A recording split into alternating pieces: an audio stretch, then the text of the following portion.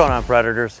It's Travis, and today we are going to be diving into episode 2 of the bow hunting basics series.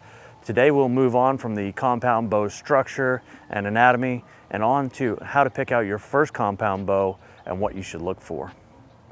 This is my 4th time trying to film this because it's a very complicated topic. There's so much to talk about. Because of this, I want you to continue this conversation down in the comments below, ask questions, and as such, this video is going to be broken into 2 parts. What to look for when buying and setting up your first bow, and the difference between an entry level and a flagship bow. In the description you'll find, you'll also see chapters for this video, as you can jump around to a specific time or topic as you need. I'm not going to beg, but if you like this video, guys, please like the video and hit the subscribe button and to get more tips and gear reviews. So without further ado, let's do further. So you're just getting into shooting. You've seen videos online, or you have some buddies that have texted their trophies to you, or you just have a thirst for the outdoors. If you're already an experienced archer or bow hunter, go ahead and hang out in the comments below as I talk to help the community with your comments. With most logical people, they will start shopping online or watching reviews on YouTube, or even shopping in garage sales. But the most important thing you can do, and the most important place you can go in choosing your first bow, is to go to a bow shop. Go mom and pop, shop local, or even go to a big box store like Cabela's or Bass Pro. Even if you don't buy your first bow there, its most important thing is to find a shop that has an experienced bow tech. Someone that can help you to fit your bow and to fit that bow to your needs. Buying a bow is not like buying a rifle. With a rifle, almost any of my friends can pick up that rifle after me and shoot it with no problem. But with my bow, my 5'8" tall friend and my 6'2" tall friend will have very different issues when they're trying to shoot my bow. There are 2 main adjustments that a bow tech will set up for you so that your bow works with your body. The first is your draw weight. This is a measure of the maximum force that it takes to pull the string back into the shooting position. Most bows today come in a range of about 20 to 40 pounds in draw weight adjustment.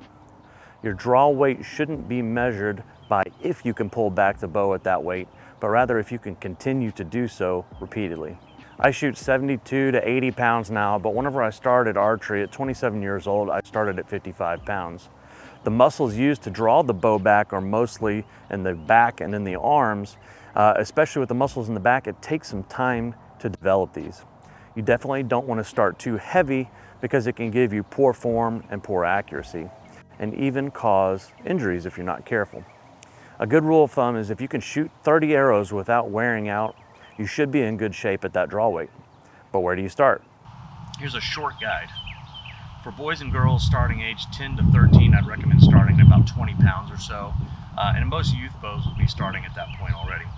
Young men and women from about 14 to 17, I'd go with about 30 to 40 pounds. This is able to take most game with a sharp broadhead and an accurate shot. Some states have a minimum legal draw weight though, so check your regulations to make sure you're safe. Adult women just getting started in archery, I'd say at about 35 to 40 pounds and see how it feels. For most men getting started, I wouldn't recommend starting over 55 or 60 pounds until those muscles are fully developed. Remember, you can always adjust a bow with a range of weight, so find out what that is before you pull out your wallet and buy that bow. Last little tip here, when you draw, make sure you go slow and steady and don't jerk the string back. If you can do a slow and controlled draw repeatedly, it's not too heavy of a weight. The second factor is your draw length. Your draw length is a factor of how long your arms are and affects how much string is pulled back from your bow when you draw. A great starting point is taking your fingertip to fingertip arm span measurement and divide that by 2.5. But once you draw back your bow, there are several anchor points that you need to have to make sure that this length is good for you. The first is going to be your hand on the grip. With your loose grip and your hand out at about a 45-degree angle, place the bow along the crease between your thumb and your palm. Your hand should slide into the deepest part of the grip, like so. Next, you're going to hook your release onto the D-loop.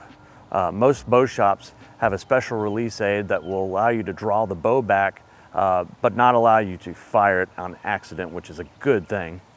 Hook the hook onto the D-loop and slow and do a slow controlled draw, pointing your elbow back and rearward. Make sure the arm of your grip hand is not hyperextended or locked out. You make sure that it's just at a slight bend before it locks out.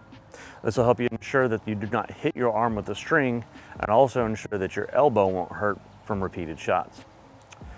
Your second anchor point is going to be rearward, or your draw hand to your face. You need to find a spot where you can touch with your finger or thumb or knuckles on the back of your jaw or something like that, that can be consistent every time. Archery is all about consistency. My anchor point is, with my index finger release, is for my thumb to be on the tip of my jaw, and with my thumb release, it's for these two knuckles to be on the tip of my jaw. So if I switch releases, I'm not changing my draw length, because if you see, these knuckles and my thumb tip are all in the same line here. Your final anchor point will be your nose to the string. This should happen somewhat naturally, and you should not have to lean into it too much or at all. With shorter axle length bows and longer draw lengths, this may become an issue.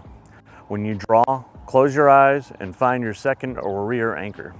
Your nose should almost be touching or just barely touching the string already, but if you open your eyes and see if it's not, then the draw may be too short.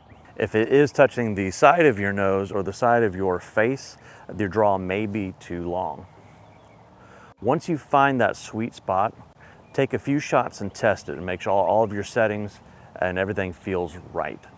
Most bow shops will have arrows around for you to test if they have something that's already set up, and they'll make sure that it's the right strength, that it's not going to blow up on you. It's going to be the proper arrow to shoot.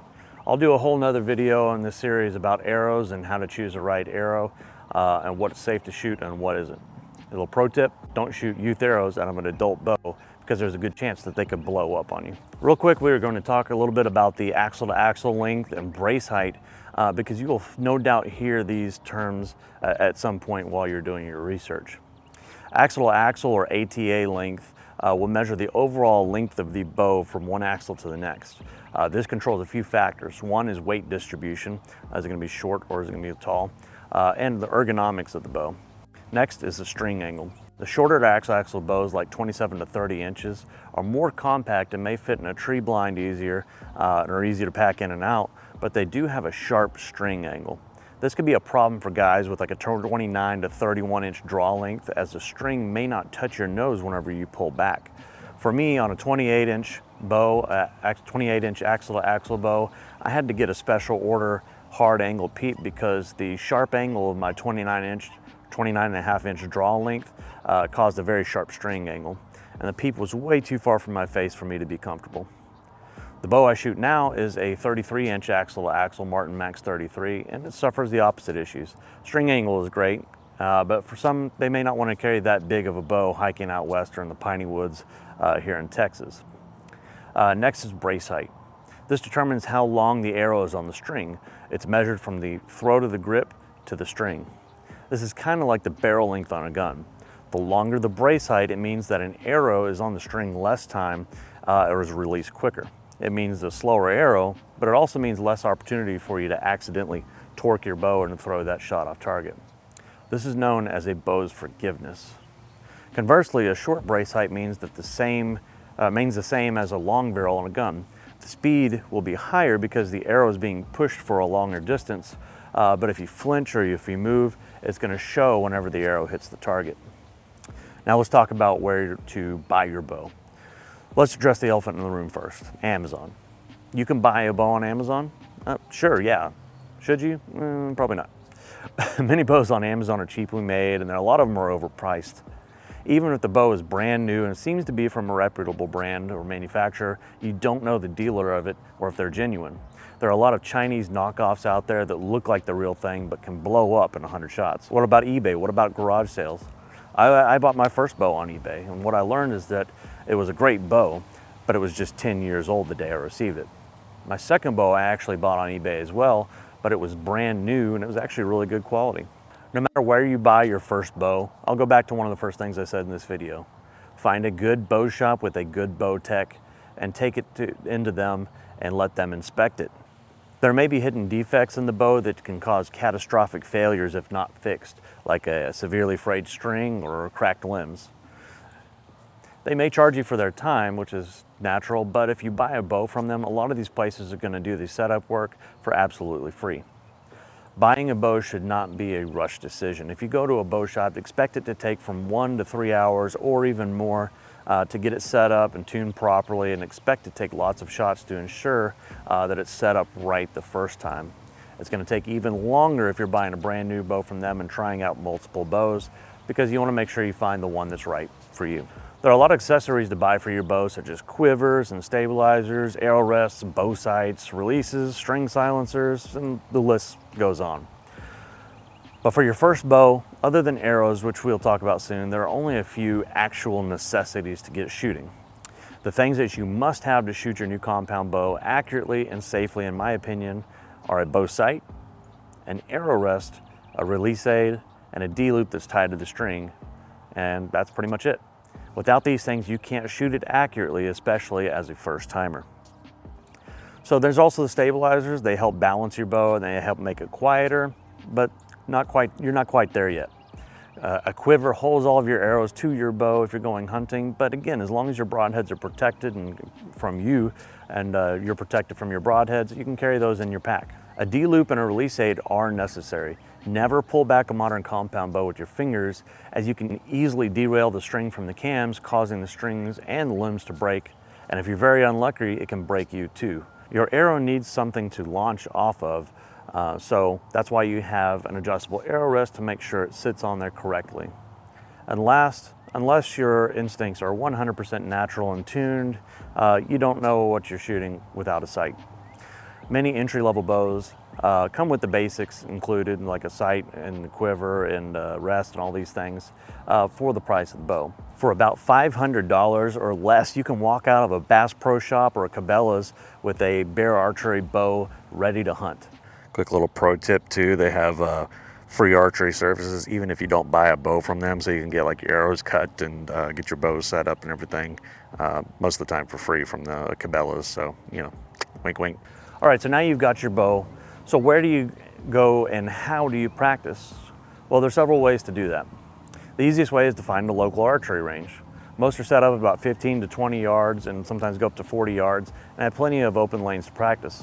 No ranges nearby? Many Bass Pro and Cabela's have free ranges inside and you can use those, even if you're not purchasing something. Does that still not work for you? Your last resort is to buy a target or two and do it at home. Help, I shoot a majority of my shots here in my garage. I have 2 or 3 targets in here stacked up so that I have a large safety net. If God forbid I miss, there's nothing vital behind that wall and there's something that will catch that arrow. And just a warning, do not shoot in your backyard if you live in a subdivision. It's way too easy to miss and to hit a person or an animal, cause property damage or injury to somebody. I've seen arrows blow right through fence posts like they don't even exist. Try finding someone with some land that you know or that will allow you to use like a small spot along a fence line or something like that. You just get somewhere to practice your shots. The point is to make sure that you're practicing with your bow every day if possible. I always close out these videos with the slogan of this channel, and that is to keep defying the odds, guys. I say that for a reason. It's because I want you to all go further and I want you to do more than you can imagine and live stronger than you thought possible. If you like this video, do me 3 favors. 1, hit the like button. 2, subscribe to my channel. And 3, keep defying the odds. See you later, Predators. See you in the next video. Look at my eyes, I'm on the rocks.